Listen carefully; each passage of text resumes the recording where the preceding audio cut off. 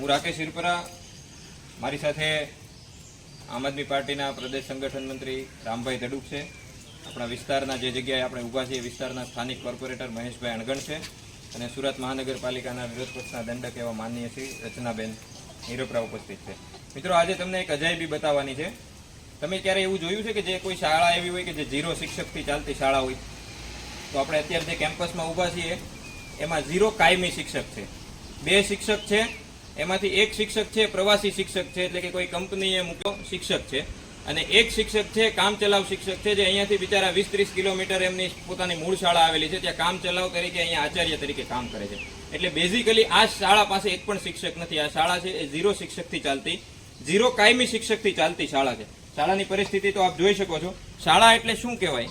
શાળાના નામે આ શાળા પાસે સામે જોઈ રહ્યા છો એક વર્ગખંડ છે, જેને હમણાં રંગરોગાન કરી અને વ્યવસ્થિત કરવામાં આવેલ છે. એનું રંગરોગાનને લીધે વ્યવસ્થિત દેખાય છે. બાકી એ મકાન છે એ મકાન છે, બાંધકામ છે તો જૂનું જ છે. તો બીજું કે મહાનગરપાલિકા અત્યારે એક બાળક દીઠ, મહાનગરપાલિકા નગર પ્રાથમિક શિક્ષણ સમિતિ એક બાળક દીઠ અત્યારે 40,000 રૂપિયાનો ખર્ચો કરે છે. એક બાળક દીઠ 40,000 થી 45,000 રૂપિયાનો ખર્ચ કર્યા બાદ પણ અહીંયા ભણતા બાળકો માટે પરિસ્થિતિ એવી છે કે 1 થી 5 ધોરણ ભણતા બાળકો પાસે માત્ર ને માત્ર 2 શિક્ષક છે.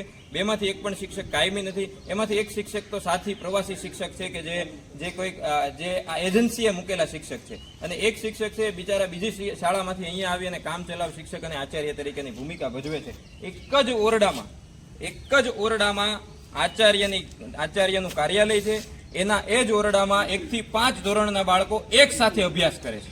આ શાળાની પરિસ્થિતિ છે.